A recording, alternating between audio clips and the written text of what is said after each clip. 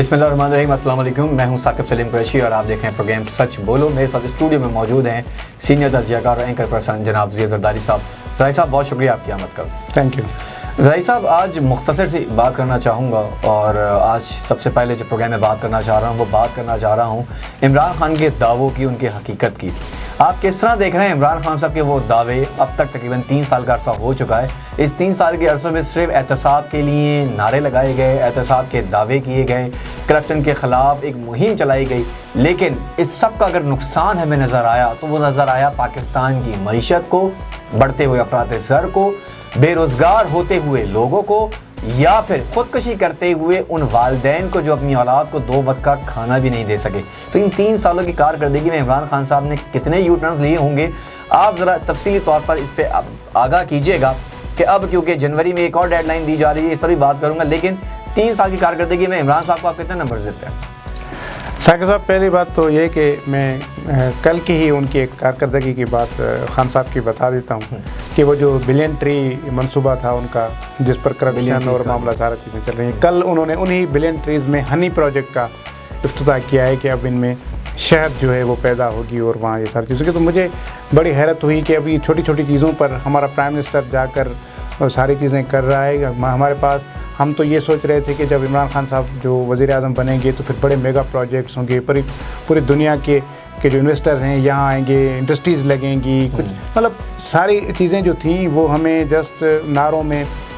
मैं समझता हूँ कि मुझे इमरान खान साहब से प्यार है, वो उस इमरान खान से जो कंटेनर पे खड़े होकर बातें करता था। मुझे उसी इमरान खान से प्यार है जो इमरान खान स्टेजेस पर जलसों में बड़ी बड़ी बातें करता था और उस वक्त हकीकत दावे करता था। वो दावे थे और वो नहीं, उस वक्त जो कंडीशन थी, वो जो सच बोलते थे उस वक्त, वो इक़्तिदार में आने के बाद इमरान खान हमें ढूंढने से भी नहीं मिल रहा।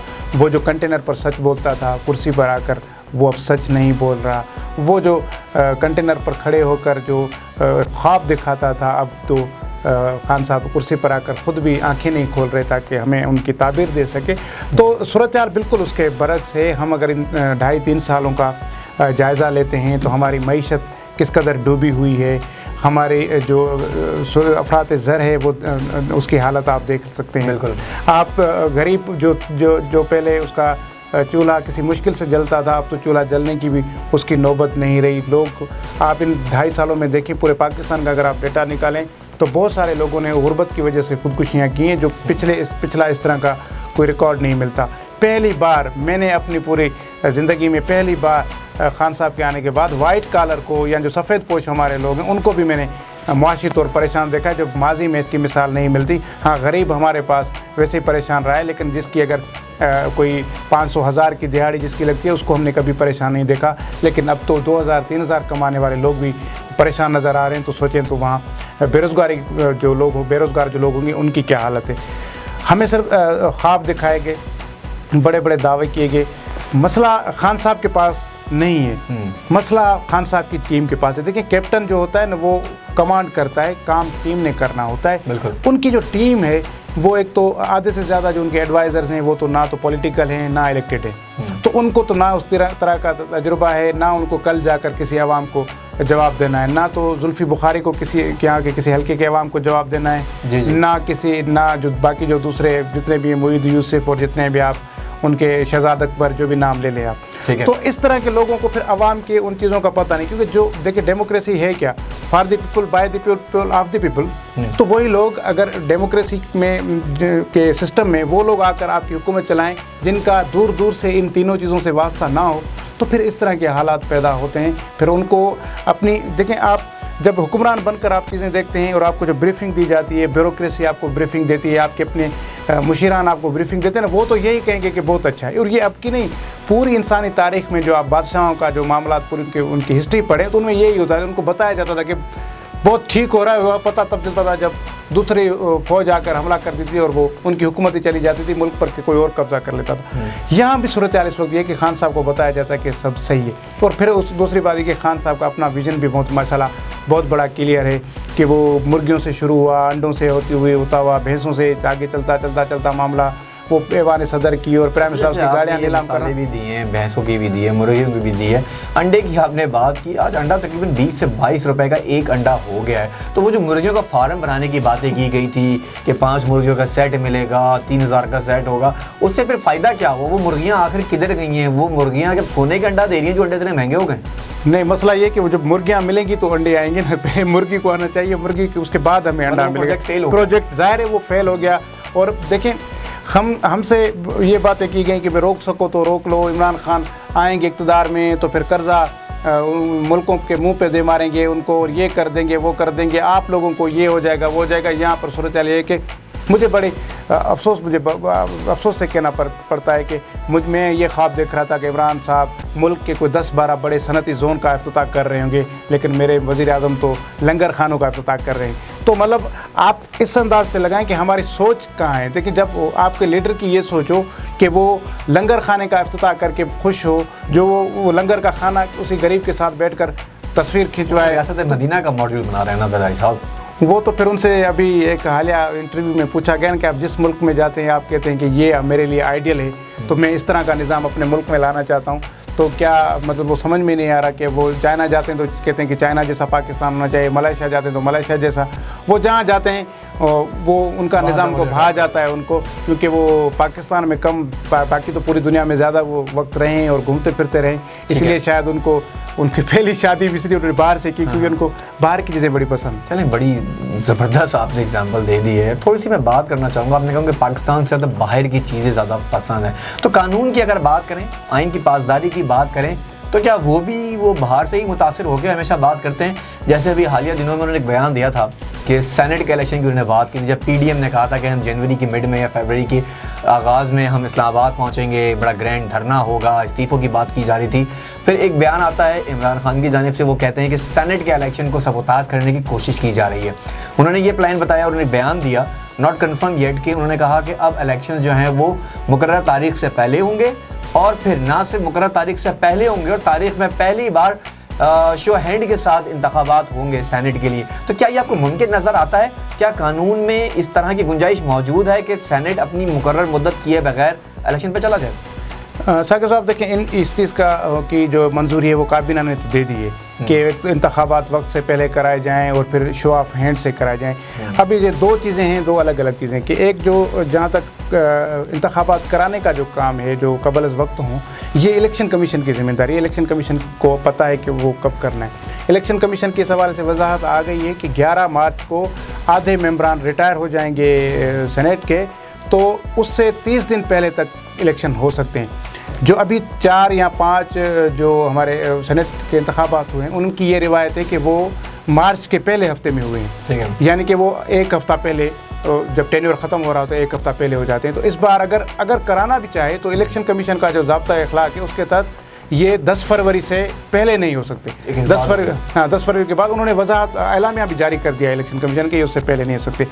जहाँ तक बात है शो ऑफ हैंड की, तो वो तो आइन में तरमीम के सिवा तो हो ही नहीं सकता। इन्होंने ये ऑप्शन निकाला है कि हम जो है ये ले जाएंगे सुप्रीम कोर्ट में, ये मैटर ले जाएंगे कि इंतखाबात भी वक्त से पहले कराए जाएँ तो सुप्रीम कोर्ट, और प्लस में शो ऑफ हैंड वाला मामला। तो मेरे ख्याल में इस हवाले से कोई कानूनी तौर पर इतनी गुंजाइश नज़र नहीं आ रही। मेरे ख्याल में जो कानूनी मुशीर हैं खान साहब को पता नहीं क्या बता रहे हैं। और दूसरी चीज़ ये कि आप अगर ये सोच रहे हैं कि आप कोई आर्डिनेंस ला कर ये चीज़ें करेंगे, तो फिर आप अभी देखें, आज जब पीडीएम करने जा रही है धरना और पीडीएम इस्तीफे देने जा रही है, तो आज खान साहब से लेकर उसके हर पार्लियामेंटेरियन और उनके हर मुशीर यही बात कर रहे हैं कि आए पार्लियामेंट में बैठ के बात करते हैं, पार्लियामेंट सुप्रीम है, मसले वहाँ हल होते हैं। लेकिन अगर ये आर्डिनेंस लाते हैं तो फिर बात समझ में आ जाएगी। तो खान साहब भी जो पार्लियामेंट की बात कर रहे हैं, ये सिर्फ अपने बचाव के लिए कर रहे हैं, क्योंकि आप आर्डिनेंस के तहत ये पहली बात हो नहीं सकती। हाँ, अगर आप समझ रहे हैं कि आपने इलेक्शन से तो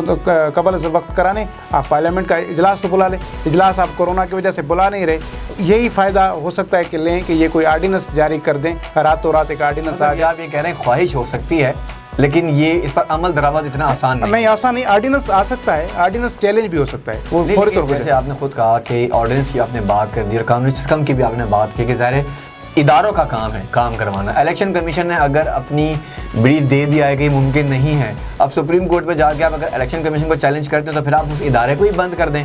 मैं तो ये समझता हूँ।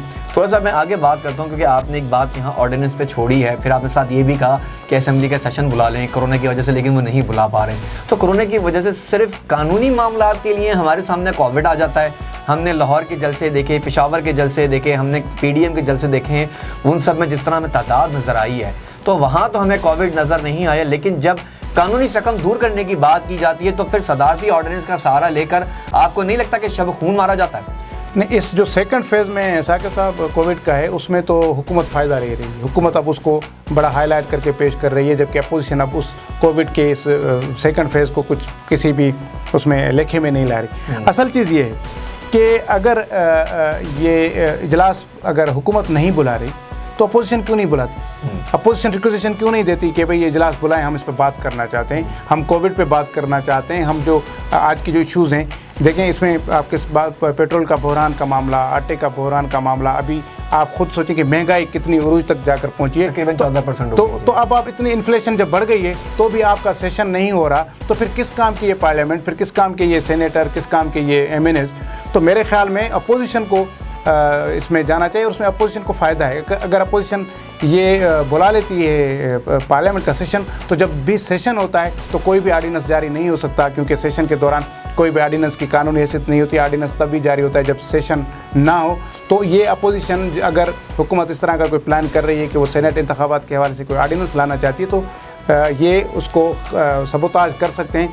अगर ये सेनेट के इजलास की भी रिक्वेजिशन दे दें और कौमी असम्बली के इजलास की भी रिक्वेजिशन दे देते हैं, तो मेरे ख्याल में ये उससे बचा जा सकता है। और मेरे ख्याल में मामलात को यही हुकूमतें माजी में पार्लियामेंट की बात करती रही हैं, पीपल्स पार्टी भी और नून लीग भी।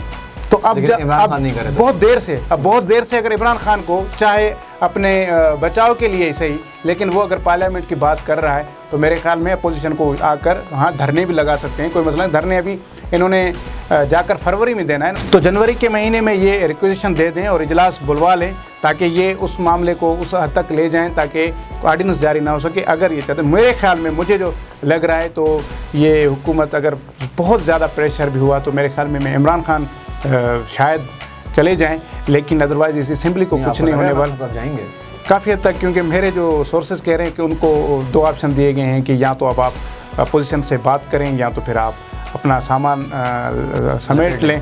तो मेरे ख्याल में वो उन्होंने इसी वजह से इमरान खान बार बार ये कह रहे हैं कि आएँ बात करें, बार बार वो ये कह रहे हैं कि आएँ पार्लियामेंट में बैठ के बात करते हैं। तो अगर, और दूसरी चीज़ ये कि मैं पहले दिन से कह रहा हूँ, आपके प्रोग्राम पे मैं भी 2-3 बार कह चुका हूँ कि पीपल्स पार्टी आप देख लीजिएगा दो हाथ कर जाएगी एक बार फिर।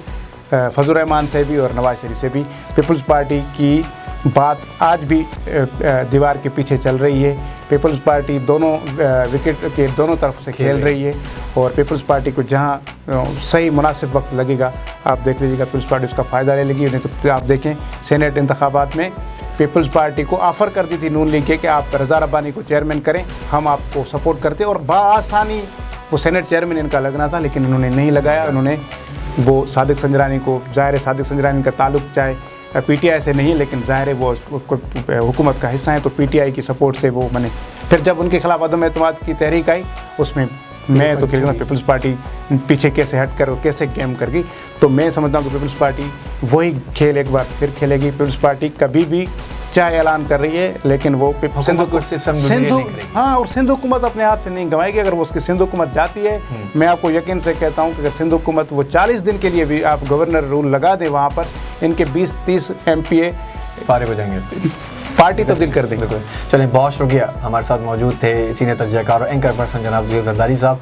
तबसरा तजिया अपना दे रहे थे, आपने वाज़ेह तौर पर कह बड़ी ख़बर हमें इस वक्त दे दी हुई है, और आपने यही कहा कि जनवरी या फरवरी में अगर ये धरना कामयाब हो जाता है तो इमरान खान साहब को अब जो है वो प्रपोजल्स दे दिए गए हैं, ऑप्शंस दे दिए गए हैं कि या तो अपोजिशन से बात करें, मामले को अफ़वाम मुत्तफ़ीक़ीन से हल करें, या फिर कोई ऐसा रास्ता निकालें कि जिससे PDM को ठंडा किया जा सके, अपोजिशन के तहफ़्फ़ुज़ात दूर किए जा सकें। अपोजिशन का सिर्फ एक ही तहफ़्फ़ुज़ है कि इमरान खान मुस्ताफ़ी हो जाए। अब देखना ये है कि इमरान खान साहब मुस्ताफ़ी होते हैं, फिर दूसरी जानब ये भी देख रहे हैं कि अवाम या कौम की जो एक्सपेक्टेशंस थी इमरान खान साहब से, जैसे खुद ज़ुहैब ज़रदारी साहब ने कहा कि उम्मीद की जा रही थी कि सनतें लगेंगी, लेकिन अब बात दरख्तों से शहद के छत्तों तक आ गई है कि शहद के छत्ते होंगे तो शहद होगा। पाकिस्तान में कब दूध की और शहद की नहरें बहेंगी, ये तो शायद एक ख्वाब ही है, और ये ख्वाब भी हमें दिखाया था इमरान खान ने। मुझे यहाँ ज़ेब जरदारी साहब के साथ दीजिए इजाज़त, अल्लाह के बाद।